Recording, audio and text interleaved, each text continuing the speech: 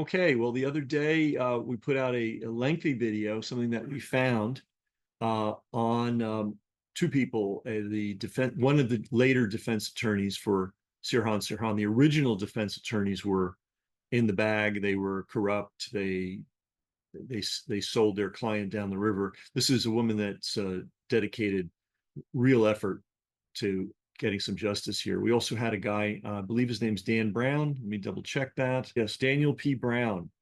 Um, just a Harvard Medical School professor, you know, spent hundreds of hours examining Sirhan Sirhan, the purported assassin of Robert F. Kennedy, Robert F. Kennedy. And have you ever heard of that guy, Robert Daniel Brown? You ever heard him speak? You ever heard him talk about the in-depth analysis that he did?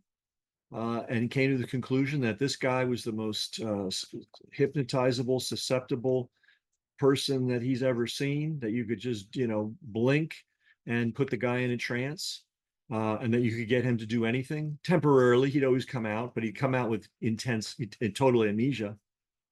This may seem crazy because you may never have met anybody like this, but there are people like this out there. And Sirhan Sirhan's clearly one of those guys. So I want to just talk about one thing. Some people may wonder why Dr. Brown was so sort of talking like this when he spoke. It's because he was in the early stages of Parkinson's. Okay. I'm sure that before Parkinson's hit him, he was a much more animated man, but his intelligence shines through. And, I had never heard of him either. And I've read a lot of RFK stuff, man. It's like, I just always wonder, are the people that do this stuff for a living and have conferences and suck all the oxygen out of the room on every topic, are they serious? How could you miss this guy? And by the way, we had to we stumbled on this video. We were looking for something else and looking and looking and looking, and this thing popped up, and we're like, holy moly.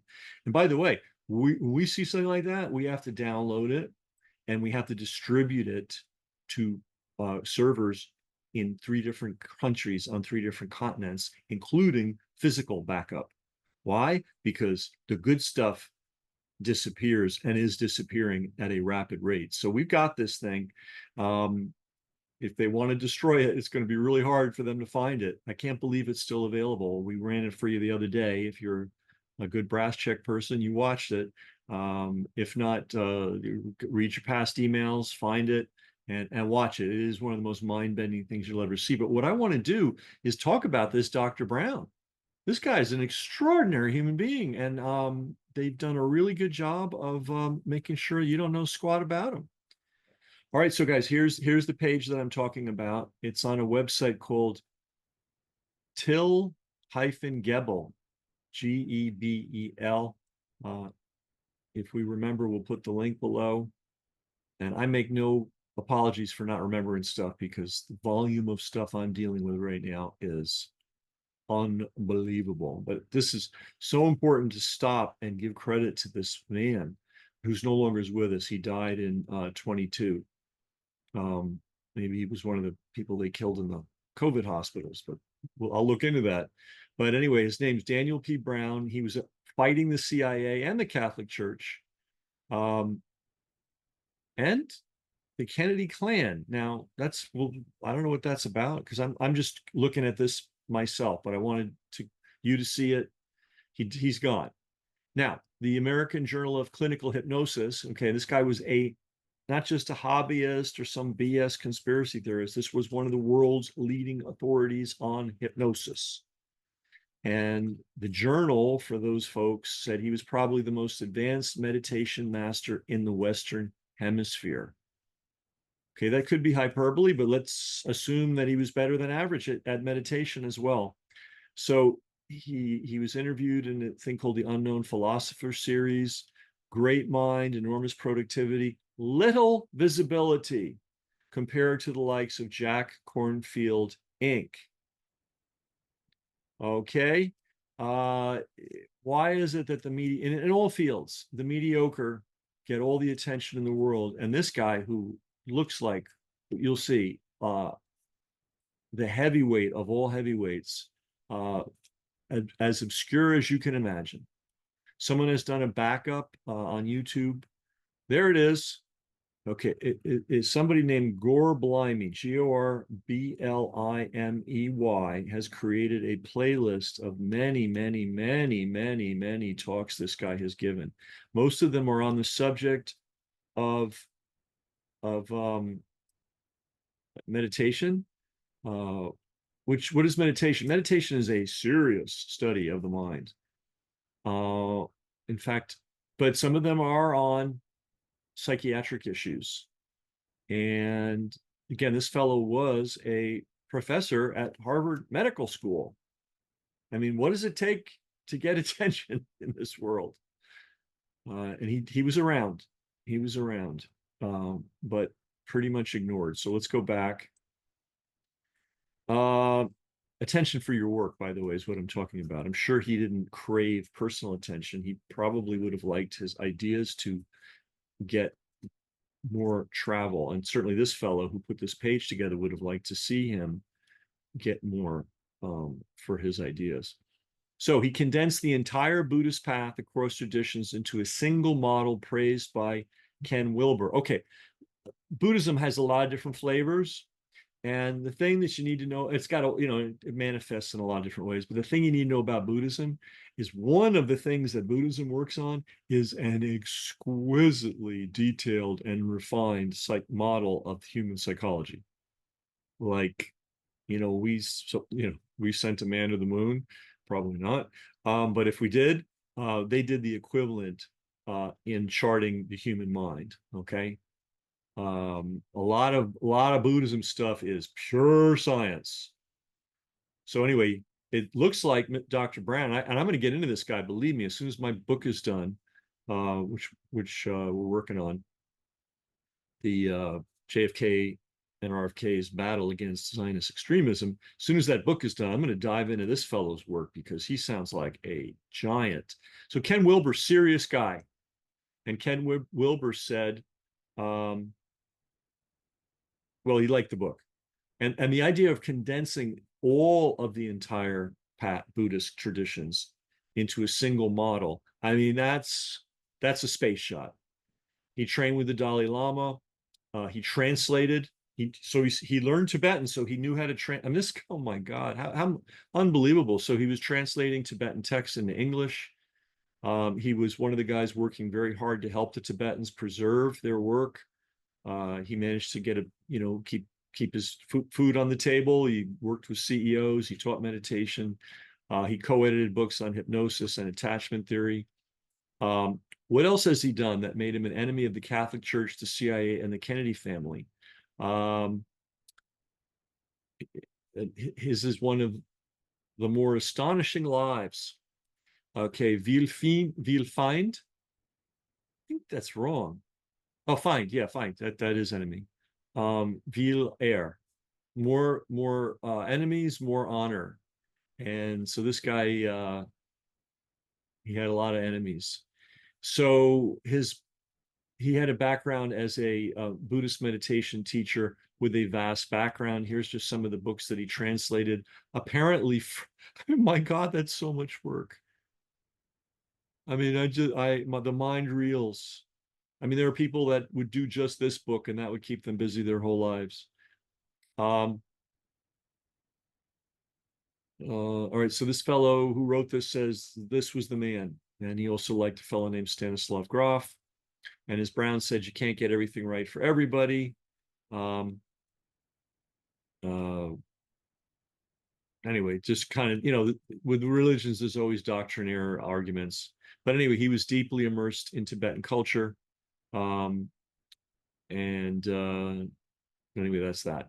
Okay, so he went after the abusive priests in the Catholic Church. Now that's just old hat, no big deal. Not what's the news on that? I'm telling you, man, that was hard. That was a dangerous role to take. Before that thing broke, they had a lock on it, and anybody that put their head up got it blown off. And so he worked in hundreds of cases. on the side of victims where Catholic priests had been accused of child molestation. So he was doing the hard work. He went after a bishop, and of course the High Court came out and protected the bishop. I mean, you can't imagine the power that the Catholic Church had and still has. Um, good statement. The Catholic Church is a viper's nest of abusive and criminal behavior. That's sure true. And this guy Brown courageously, and it took courage, in addition to translating all those books, in addition to teaching, in addition to, I mean, being a professor of at the medical school. All right, then he got the CIA, the IRS, and the Kennedy family after him. Now, I don't know about this Kennedy family part. We're going to look into that. I know the CIA was after his ass. If you watch the video that we put up, the IRS audited him every year. And even the auditors were saying, sorry, guy, we don't know why we're doing this. You're obviously a good citizen. But they audited him every year. And apparently somebody found a note in the IRS that said, harass this guy to the fullest extent possible within the limits of the law. The law says we can audit you every year. It's not a crime. It's within the limits of the law. Imagine that, right? It's not fun to be audited. I've been audited. Not fun. Scary, kind of. Less scared now because I got a really good accountant, but not a pleasant thing. And have that done every year pointlessly. I never found anything, by the way. All right, so what did he do? What did he do? What did he do? Brown paid a big old, for 15 years, he was in there talking to Sirhan Sirhan. He's convinced that Sirhan was set up, most likely by the CIA, by hypnotic techniques. Brown's also an expert in clinical hypnosis. So he's an acknowledged expert. He's used his knowledge in helping as an expert in cases of child abuse of the Catholic Church and also in war crime prosecutions. This guy just gets better and better. This is the interview that we put up for you, that we found, and we have backed up for you because I can't believe it's not been scrubbed from the internet.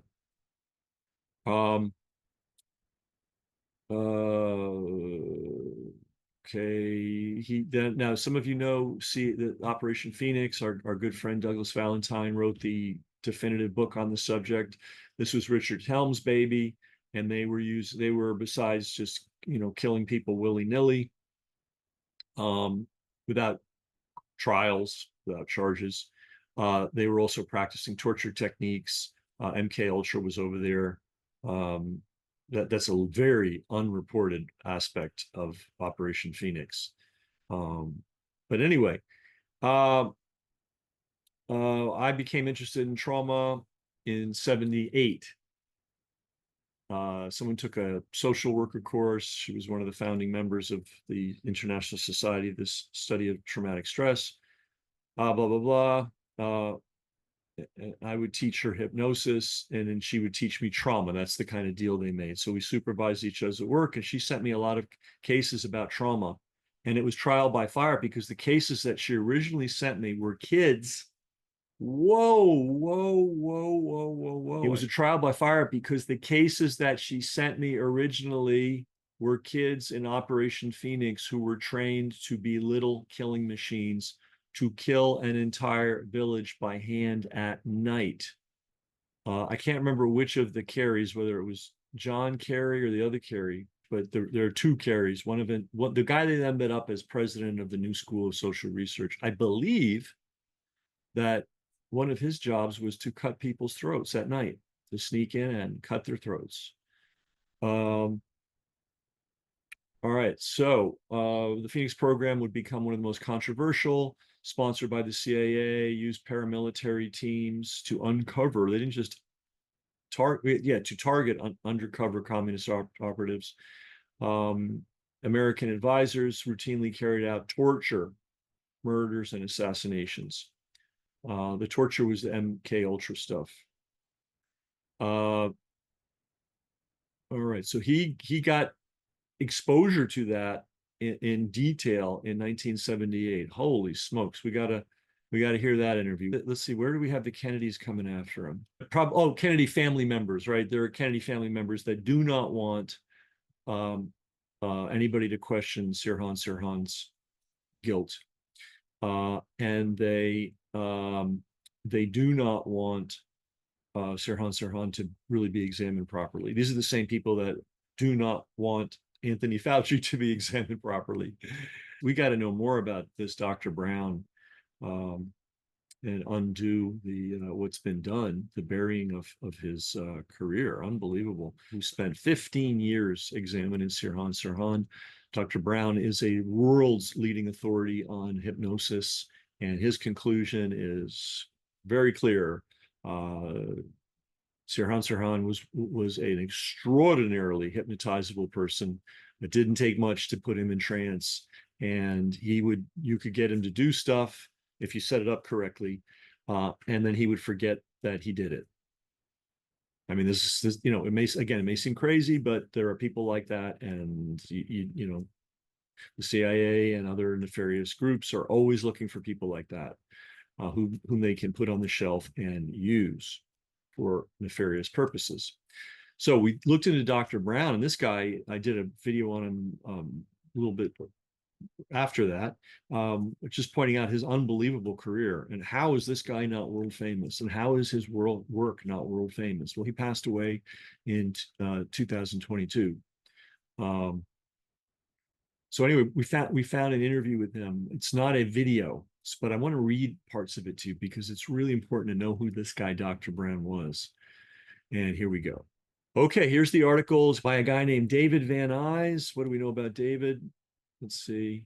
PhD. He has a podcast, 15 years. Wow.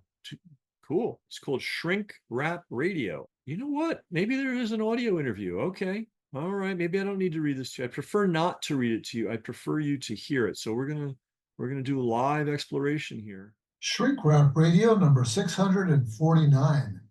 And this is Dr. Brown talking about trauma and attachment.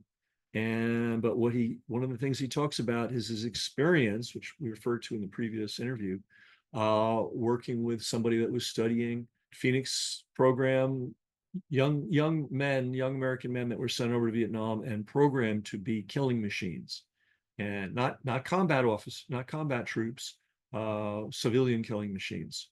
And they were set loose to massacre, to commit massacres. And little known part of the Phoenix program, but that was a big part of it.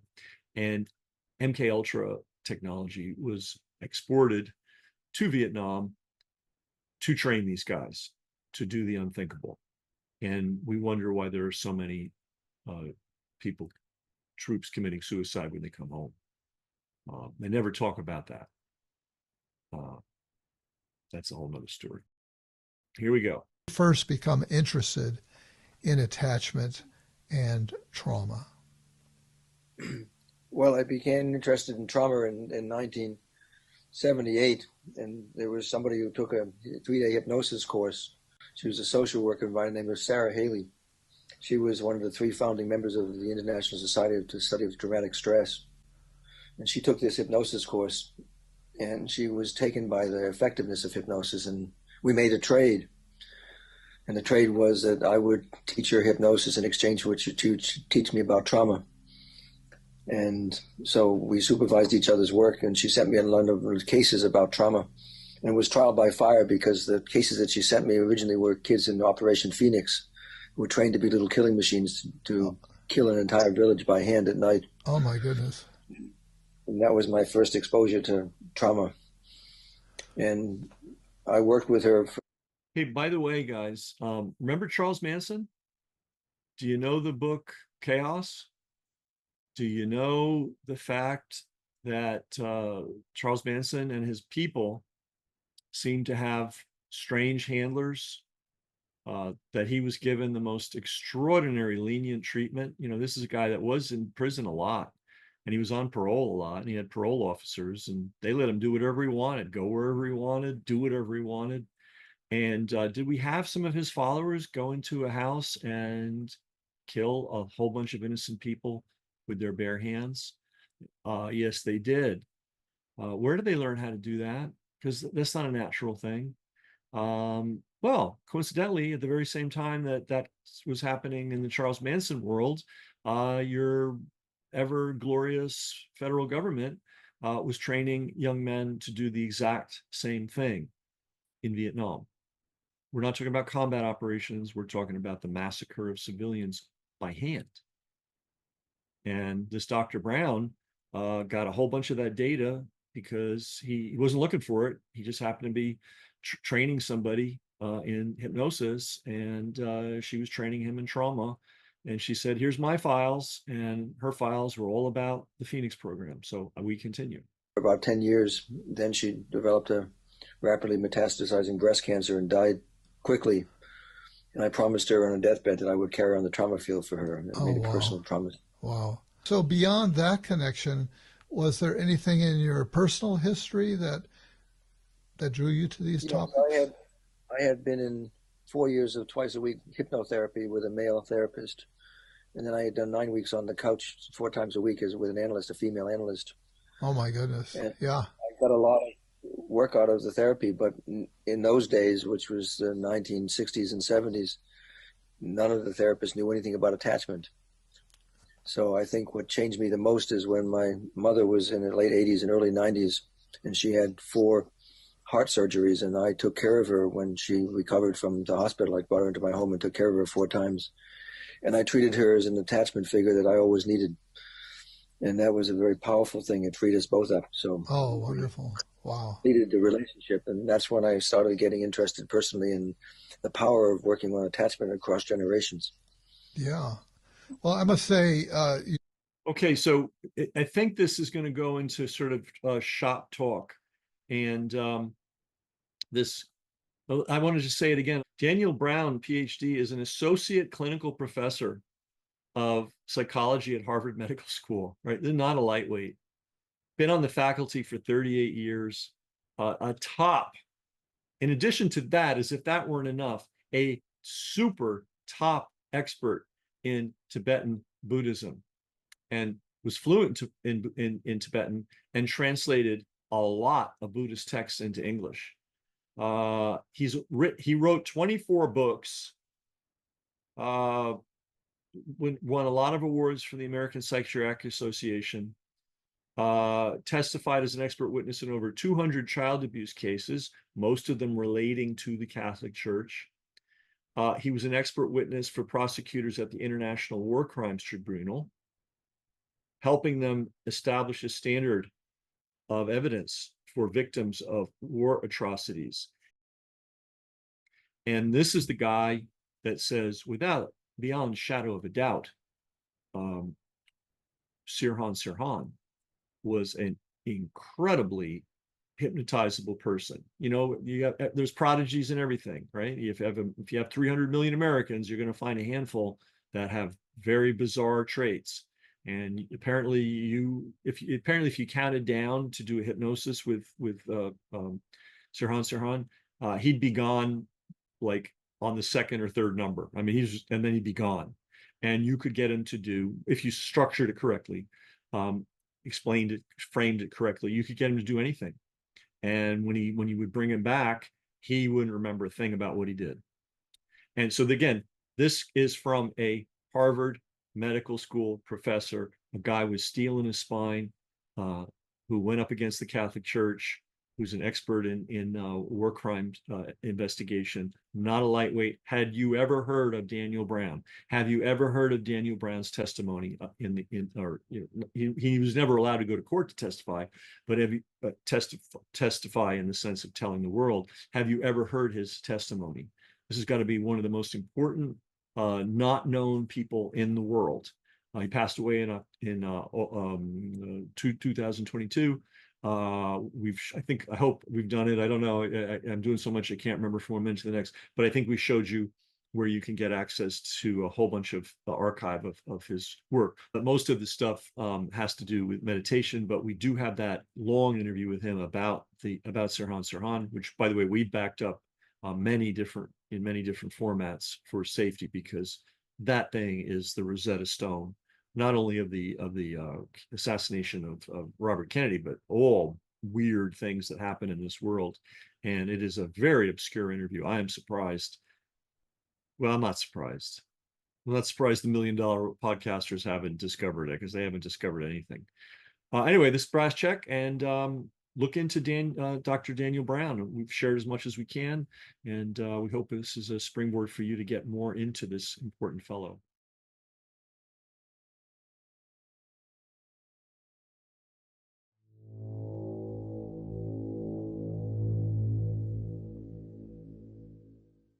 Brass Check TV, free to you, not free to us.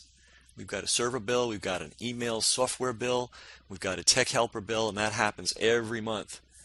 So to everybody that is supporting us financially, that's paying for their subscription in one way or another, we really appreciate it. If you're not, consider doing so.